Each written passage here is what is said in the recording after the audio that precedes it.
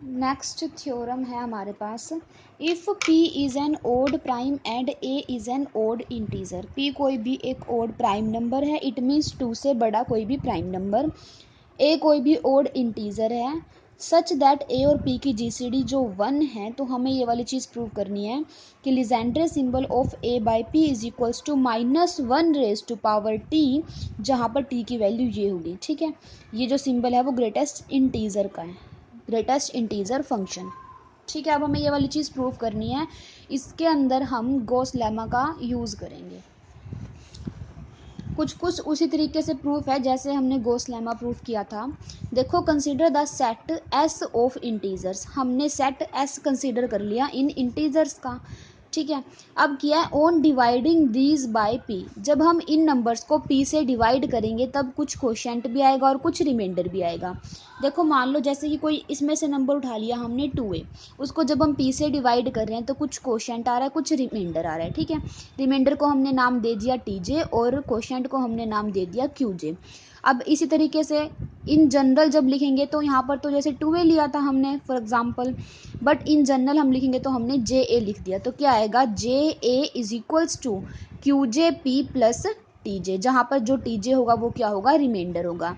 अब हमें पता है जो टीजे होगा उसकी वैल्यू 1 से लेकर p-1 के बीच में होगी, क्योंकि p से हम डिवाइड कर रहे हैं तो और जो रिमाइंडर होता है उसकी वैल्यू डिवाइड करने वाले से छोटी होती है। ठीक है, तो हमारे पास ये वाली चीज़ आ गई। वी में right J A in the form, इसने बोला है कि हम जे ए को इस फॉर्म में लिख सकते हैं। अब वो कैसे लिख सकते हैं, देखो, जब इसको हम p से डिवाइड करेंगे तो हमारे पास क्या आएगा, J A by P is equals to Q J plus T J by P. ठीक है, तो जब हम इसका ग्रेटेस्ट इंटीजर लेंगे, किसका, जे ए बाई पी का, इसका ग्रेटेस्ट इंटीजर लेंगे तो रैशनल पार्ट तो हट जाएगा, सिर्फ क्या आएगा, इंटीजर पार्ट आएगा। Integer part means QJ. तो हमने यहाँ पर क्यूजे की जगह क्या रख दिया, greatest integer function of j A by P. ठीक है, जस्ट क्यूजे की जगह हमने यहाँ से ये वैल्यू पुट कर दी, तो हमारे पास ये वाली चीज़ आ गई। ठीक है, अब देखो क्या है, जैसे हमने ये सेट कंसीडर किया था, इसके अंदर जैसे हमने गॉस लेमा के अंदर क्या किया था, इस सेट को दो पार्ट्स में ब्रेक कर दिया था। आधे वे नंबर थे जो p/2 से बड़े थे और आधे वे नंबर थे जो p/2 से छोटे थे। ठीक है, तो जो p/2 से बड़े थे हमने उसको क्या नाम दिया, r1 से लेकर rn तक, और जो p/2 से छोटे थे उसे हमने नाम दिया s1 s2 up to sk। ठीक है, तो टोटल नंबर कितने हो गए, k प्लस n, जो कि कितने हैं, p-1/2। ठीक है, तो यहाँ पर सेम हम वही प्रोसीजर कर रहे हैं जो हमने गॉस लेमा के अंदर किया था। तो यहाँ से हमारे पास टोटल नंबर कितने हो गए, जितने इस सेट के अंदर नंबर हैं, क्योंकि इस सेट को ही तो हमने दो पार्ट्स में ब्रेक किया है। तो हमारे पास p-1/2 नंबर्स हो गए टोटल। ठीक है, n प्लस k, क्योंकि हमने n नंबर्स अलग निकाल दिए, इसमें से k नंबर्स अलग निकाल दिए। ठीक है, अब देखो, taking the sum of p-1/2 equations in first we get. अब ये जो टोटल इक्वेशन है कितनी है, p-1/2, क्योंकि एक बार तो हम j की जगह 1 रखेंगे तो एक इक्वेशन आएगी, j की जगह 2 रखेंगे तब दूसरी इक्वेशन आएगी, j की जगह 3 रखेंगे जब थर्ड इक्वेशन आएगी। इसी तरीके से जब j की जगह हम p-1/2 रखेंगे तब हमारे पास p-1/2th इक्वेशन आएगी। ठीक है, तो इस तरीके से टोटल हमारे पास कितनी इक्वेशन बन जाएंगी, p-1/2। उन सभी के सभी इक्वेशंस का हमने क्या कर दिया, सम कर दिया। तो हमने इसको समीशन फॉर्म में लिख दिया, तो समीशन j1 से लेकर p-1/2 ja is equals to, यहाँ पर भी सम हो जाएगा, कहाँ से कहाँ तक, 1 से लेकर p-1/2 तक, क्योंकि j हमारे पास 1 से लेकर p-1/2 तक है। और इसी तरीके से देखो, जो tj है, tj हमारे पास क्या है, रिमाइंडर। ठीक है, रिमाइंडर को ही हम बोलते हैं लिस्ट पॉजिटिव रेजिड्यू। और जो ये सेट था ये किसका था, लिस्ट पॉजिटिव रेजिड्यूज का ही सेट होता है, जो ये सेट होता है हमारे पास, क्योंकि हमने गॉस लेमा के अंदर ये किया था। और हमने इसी को क्या कर दिया, दो पार्ट्स में ब्रेक कर दिया। तो इट मीन्स हमने जो टीजे है उसको दो पार्ट्स में ब्रेक कर दिया। और कौन कौन से पार्ट्स में ब्रेक किया, एक तो आर आई में और एक एस आई में। ठीक है, तो यहाँ पर इसने वही लिख रखा है कि जो टीजे रिमाइंडर था, इट मीन्स रिमाइंडर्स का सेट कौन, एस। इस सेट को हमने दो पार्ट्स में ब्रेक कर दिया, आर जे और एस जे में, ठीक है। तो हमने यहाँ पर टीजे की जगह क्या रख दिया, आर जे और एस जे, इनके ऊपर भी समीशन वैरी करवा दिया। अब इसके ऊपर समीशन देखो 1 से लेकर n तक है और एस जे के ऊपर 1 से लेकर k तक है। क्यों? क्योंकि जो आर थे वो 1 से लेकर n तक नंबर थे और जो एस थे वो नंबर 1 से लेकर k तक थे, ठीक है। तो हमारे पास ये वाली इक्वेशन आ गई, इक्वेशन नंबर सेकंड। अब देखो उसके बाद, now by Gauss lemma that the p-1/2 numbers, देखो हमने नंबर जो कंसिडर किए थे, आपको ये वाली थ्योरम करने से पहले गॉस लेमा आना चाहिए, ठीक है, क्योंकि इसके अंदर कई स्टेप मिसिंग है और वो स्टेप हमने गॉस लेमा के अंदर बिल्कुल डिटेल में किए हुए हैं। अब यहाँ पर देखो हमने ये नंबर का सेट कंसिडर किया था, इस सेट को हमने क्या नाम दिया था, याद हो तो आपको, सी, गॉस लेमा के अंदर। तो p-r1 अप टू p-rn तक नंबर्स ये, और s1 s2 sk, ये नंबर सारे के सारे p-p/2 से छोटे नंबर हैं, ठीक है। और ये क्या होंगे, are just a rearrangement of the integers this, इन्हीं इंटीजर्स की क्या होंगे, रीअरेंजमेंट होंगे, ठीक है। तो हमने क्या किया, अब देखो summation j1 to p-1/2 j a is equals to summation, हम क्या बोल रहे हैं कि जो ये नंबर्स होंगे इन्हीं की रीअरेंजमेंट है, मींस जो ये सेट होगा इस सेट के इक्वल होगा। अगर ए, ये सेट दो इक्वल सेट है, वहाँ हमने प्रोडक्ट का यूज़ किया था, मान लो ये दो सेट इक्वल सेट है, तो it means a plus b equal होगा बी प्लस ए के, ठीक है। समीशन तो हम चाहे आगे करके लिख लो चाहे पीछे करके लिख लो। अब यहाँ पर इसने यही काम किया, यहाँ पर इसने क्या किया कि इन नंबर्स का सम कर दिया, means 1 + 2 + 3 + up to p-1/2 equal होगा, क्योंकि ये जो सेट है इन्हीं नंबर्स की रीअरेंजमेंट है, तो इट मीन्स इनका एडिशन भी इक्वल होगा। अगर हम इसको सम करके लिख दें किसके, इसके सम के इक्वल, इट मीन्स यहाँ पर हम लिख दें s1 + s2 + sk plus p-r1 plus p-r2 plus up to p-r की, ये दोनों चीज़ें इक्वल होंगी, ठीक है, ये दोनों सेट्स इक्वल होंगे ना। तो अब हमने इसी को क्या कर दिया, थोड़ा कॉम्प्लेक्स फॉर्म में लिख दिया। तो इसको हम कैसे लिख सकते हैं, देखो यहाँ पे हमने समीशन वैरी करवा दिया J1 से लेकर p-1/2 तक, जब इसे ओपन करेंगे तो यही वाली चीज़ आ जाएगी हमारे पास। इसी तरीके से यहाँ पर इसको हमने क्या लिख दिया, इस समीशन में लिख दिया, और जो बची हुई वाले टर्म्स है इसको हमने इस तरीके से लिख दिया, ठीक है। अब देखो क्या होगा, इज इक्वल्स टू pn। अब ये pn कैसे आया, देखो इधर जब हम इसे सोल्व करेंगे, देखो हमारे पास ये वाली चीज़ थी ना, जब हम इसको ओपन करके लिखेंगे तो, अब देखो हमारे पास यहाँ पर कितने पी हैं, 1 2 कहाँ तक, के तक है, तो मीन्स कितने के हो गए हमारे पास, सॉरी एन है ना, आर एन तक है, तो हमारे पास टोटल एन हो गए, ठीक है। कितने पी हो गए हमारे पास, एन पी हो गए, ठीक है। जब इसको हम सम ओपन करेंगे तो हमारे पास क्या आएगा, देखो s1 + s2 + sk plus P मैंने अलग निकाले, p-r1 plus p-r2 plus p-rn, ठीक है। तो ये n तक जैसे नंबर वैरी कर रहे हैं, तो टोटल कितने p हैं हमारे पास, n। तो इसका जब हम ऐड करेंगे, इन टर्म्स को ऐड करेंगे तो हमारे पास क्या आएगा, s1 + s2 + sk plus n into P, क्योंकि टोटल कितने पी हैं, ये मान लो जैसे p + p करेंगे तो हमारे पास क्या आता है, 2p आता है। अब यहाँ पे p कितनी बार ऐड हो रहा है, n टाइम्स ऐड हो रहा है, तो इट मीन्स यहाँ पर np आ जाएगा, ठीक है। और माइनस में r1 minus r2 up to minus rn, ठीक है। तो देखो अब इसको फिर इसने कैसे लिख दिया, pn माइनस इसके ऊपर समीशन वैरी करवा दिया, j 1 से लेकर n तक है, आर जे प्लस, और इस टर्म कैसे लिख दिया, समीशन J1 टू के एस जे, ठीक है। इस तरीके से हमने ये वाली टर्म लिख दी। तो हमारे पास यहाँ से इक्वेशन नंबर 3 आ गई है, ठीक है, ये वाली चीज़। अब क्या किया, सब्ट्रैक्टिंग इक्वेशन 3 फ्रॉम सेकंड, इस इक्वेशन को, थर्ड इक्वेशन को सेकंड में से सब्ट्रैक्ट कर दिया, ठीक है। देखो ये हमारे पास इक्वेशन नंबर सेकंड है और ये इक्वेशन नंबर 3 है।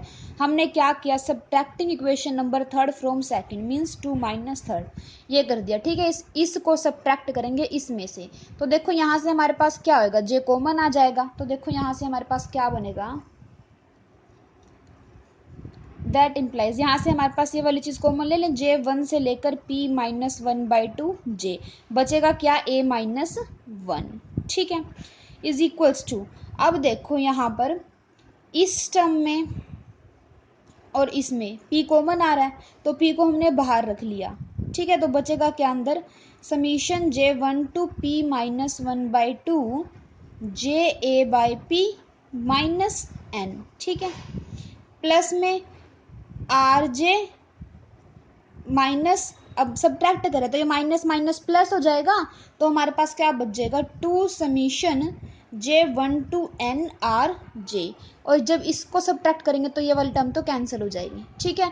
तो हमारे पास सब्ट्रैक्ट करने के बाद ये वाली चीज़ आ गई। अब देखो p और a दोनों की दोनों क्या है, ओड नंबर है, और जब ओड नंबर को हम 2 से डिवाइड करेंगे तो रिमाइंडर 1 बचेगा, तो इट मीन्स p कॉन्ग्रुएंट होगा 1 mod 2 के, और इसी तरीके से जो a है वो भी कॉन्ग्रुएंट होगा 1 mod 2 के, ठीक है। तो अब इस चीज़ का यूज़ हम इसके अंदर करेंगे, मोड 2 के अंदर काम करेंगे, तो हमारे पास क्या होगा, जो ये वाली चीज़ है ए कौन, मोड 2 के अंदर जो ए है वो 1 के कॉन्ग्रुएंट है, तो यहाँ पर ए की जगह जब हम 1 रखेंगे तो 1 माइनस 1 0 मीन्स ये वाली टर्म वैनिश हो जाएगी, ठीक है।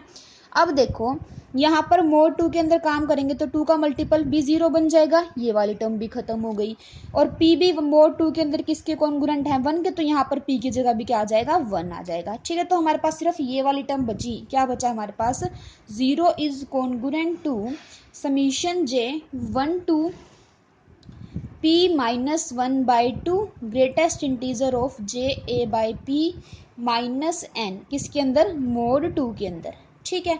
तो यहाँ से हम क्या लिख सकते हैं कि n कौन, इस n को उस तरफ ले जाएंगे तो j1 to p minus 1/2 j A by p mod 2, ठीक है। हमारे पास ये वाली चीज़ आ गई।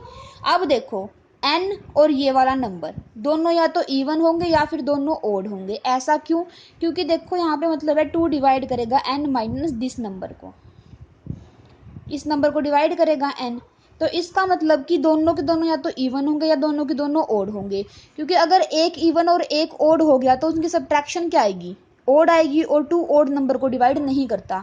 बट अगर दोनों इवन होंगे तो दोनों इवन की जो सब्ट्रैक्शन होगी वो भी एक इवन नंबर होगी, तो 2 से डिवाइड कर जाएगा। इसी तरीके से अगर दोनों ओड नंबर होंगे तो उनकी सब्ट्रैक्शन भी एक ओड नंबर होगी, तो 2 उसे डिवाइड कर जाएगा, ठीक है। तो हमारे पास ये वाली चीज़ आ गई। अब देखो गॉस लेमा से हमें क्या पता है कि जो a बाय p है वो कॉन्ग्रुएंट होता है -1 की पावर n के। अब यहाँ पर हमारे पास n की वैल्यू क्या है, ये वाली चीज़ है, ठीक है। और यही चीज़ हमें थ्योरम के अंदर प्रूफ करनी थी कि -1 की पावर n और n ये, ठीक है। तो हमारा प्रूफ हो गया। अब देखो नेक्स्ट क्या है कि अगर p कोई भी ओड प्राइम है तो ये वाली चीज़ इसके इक्वल होगी। अब इसके अंदर हम पहले वाली थ्योरम का यूज़ करेंगे, ठीक है। देखो लास्ट थ्योरम में इक्वेशन नंबर 4 ये थी, ठीक है। इसके अंदर हम क्या करेंगे, एक ही जगह 2 पुट करेंगे, ठीक है। क्योंकि यहाँ पर हमें देखो पहले हमने ये वाली चीज़ कर रखी है, यहाँ पर एक ही जगह हमें क्या चाहिए, 2 चाहिए, तो हम 2 पे वर्क करेंगे। तो हमने लास्ट इक्वेशन में यहाँ पर इक्वेशन नंबर जो 4 है इस इक्वेशन को लिख लिया पहले। तो अब इसके अंदर हम क्या पुट करेंगे, एक ही जगह 2 पुट करेंगे। अगर एग्जाम में ये वाली चीज़ प्रूफ करने आ जाती है तो आप पहले वाली थ्योरम प्रूफ करेंगे पहले, उसके बाद आप आगे ये करेंगे, ठीक है। तो अब देखो एक ही जगह 2 पुट करेंगे तो 2 माइनस 1 तो 1 बन जाएगा, ये वाली टर्म एज इट इज़। यहाँ पर जे ए है, एक ही जगह 2 आ गया, बाकी टर्म एज इट इज़, ठीक है। अब देखो जो ये ग्रेटेस्ट इंटीजर फंक्शन है इसकी वैल्यू 0 आएगी हमेशा, ऐसा क्यों है, देखो जो 2j नंबर है, ठीक है, j हमारे पास 1 से लेकर p माइनस 1/2 के बीच में, यहाँ से आपको दिख रहा है जो j है हमारे पास समीशन 1 से लेकर p माइनस 1/2 के बीच में, इट मीन्स जो j की वैल्यू है वो 1 से लेकर p माइनस 1/2 के बीच में है, ठीक है। तो 2j की वैल्यू क्या होगी, 2j इज लेस, सॉरी 2 से मल्टीप्लाई कर दिया हमने, तो 2j is less than p minus 1, ठीक है। ये वाली चीज़ आ गई। अब जब p से डिवाइड करेंगे इसको जब हम p से डिवाइड करेंगे तो 2/p, ये भी p और ये भी p, ठीक है। अब ग्रेटेस्ट इंटीजर फंक्शन ले दो, यहाँ पर ये वाली चीज़ आ जाएगी, ठीक है। अब 2 कोई प्राइम नंबर है और p कोई भी ओड प्राइम नंबर है, तो p बड़ा होगा 2 से, क्योंकि p ओड प्राइम नंबर तो 3 से स्टार्ट होते हैं, तो ऊपर वाली चीज़ छोटी नीचे वाली बड़ी, तो मीन्स 0 पॉइंट समथिंग इस अंदर वाले नंबर की वैल्यू आएगी। और मान लो 0 पॉइंट कुछ भी वैल्यू आती है तो उसका ग्रेटेस्ट इंटीजर क्या होगा, 0, ठीक है। तो हमारे पास यहाँ से ये वाली चीज़ आ रही है। तो 2j बाई p का जब हम ग्रेटेस्ट इंटीजर लेंगे तो वो तो ऑलवेज 0 आएगा, क्योंकि 2j/p का ग्रेटेस्ट इंटीजर लेना है हमें, तो इसकी value less than equals to 0 है, तो ग्रेटेस्ट इंटीजर में तो हम छोटी वैल्यू ही लेते हैं, तो इट मीन्स इसकी जो वैल्यू आएगी वो क्या आएगी, ऑलवेज 0 आएगी। ठीक है, तो हमने यहाँ पे क्या लिख दिया, p, इसकी ये वैल्यू क्या हो जाएगी, 0 minus n plus twice of this number.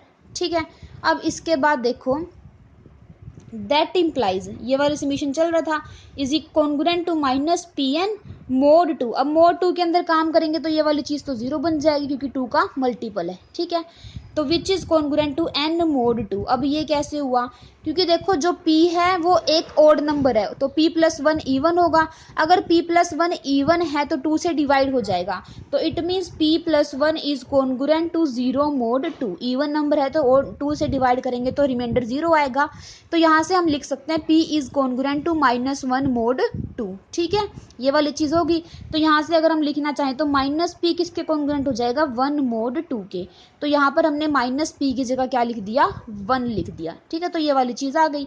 अब देखो हम इसको ओपन कर रहे हैं, समीशन j1 से लेकर p माइनस 1/2 को। ठीक है, इसको जब ओपन करेंगे तो sum 1 plus 2 plus 3 plus up to p minus 1/2, ये क्या है, first p minus 1/2 natural number का सम है। ठीक है, और इनका सम का फॉर्मूला क्या होता है, n into n plus 1/2, but यहाँ पर n की जगह p माइनस 1/2 है, तो p minus 1/2 into p minus 1/2 plus 1/2।